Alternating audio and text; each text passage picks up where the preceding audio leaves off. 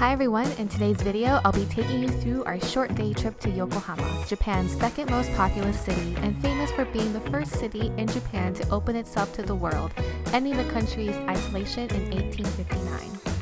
It is only a 30-minute bus ride from the Tokyo-Haneda airport, making Yokohama the perfect destination for a day trip. This is our first time in the city and our first day in Japan, so we were all excited to dine around and explore the beautiful Yokohama. Our first destination of the day was the Marine and Walk Yokohama, which is an outlet mall with many photogenic areas that definitely appeal to the Instagram vibe, like these beautiful angel wings and great views of the bay.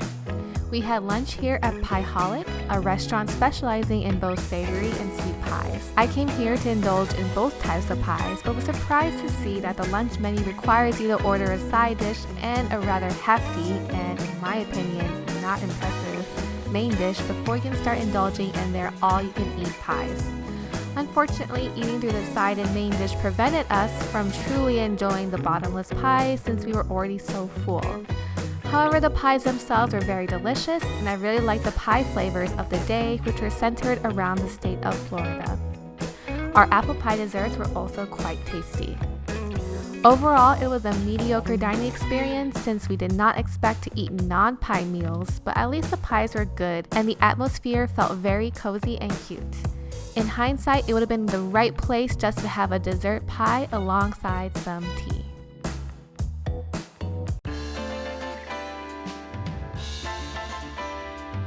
In this rather unassuming building is the Yokohama Doll Museum, home to over 1,300 dolls gathered from 140 countries. We decided to go here since the admission prices were reasonable and the museum was advertised as being great for both the adult and child.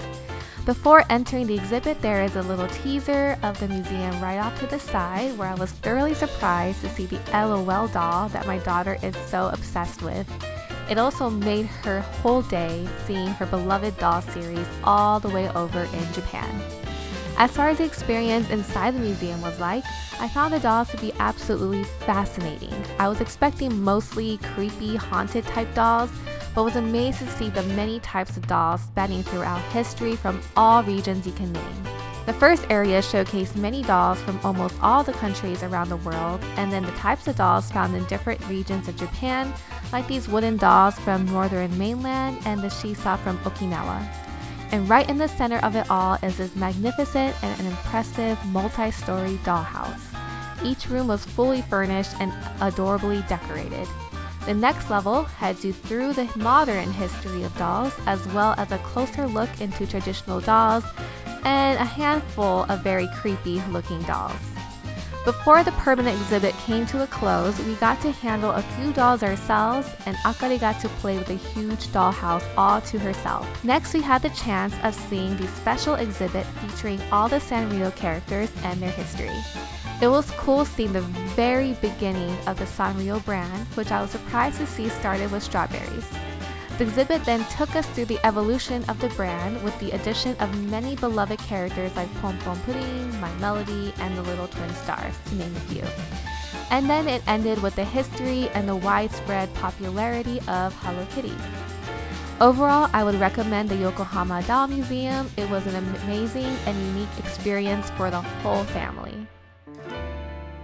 After the doll museum, we made our way to Uchiki Pan, a bakery established in 1888, named after a Japanese citizen who took over the bakery from a renowned British baker. Uchiki Pan has since continued to produce its original bread and pastry recipes since its founding. Being a huge fan of Japanese bakeries, I knew I had to go here as soon as I heard about it. The sweet bean pastry and twisted donut we got tasted very soft, the perfect amount of sweetness. Our last activity of the day was to do some brief shopping at the red brick warehouse, which was previously used to store many imports. Many stores did not allow filming, but imagine a shopping mall with a very cozy and rustic interior, with the majority of the stores selling high-end souvenirs. You can easily spend a few hours here, as the warehouse also offers many opportunities for dining and snacking. That wraps up our short day trip to Yokohama. One day trip was definitely not enough to fully enjoy what Yokohama has to offer, so we will be back to hit up the other famous destinations like the Cup Noodle Museum and Chinatown. Let me know in the comments if you've ever been to Yokohama and if you have any recommendations on where to go and to eat. Don't forget to give this video a thumbs up and subscribe to the channel. Thank you so much for watching. Goodbye!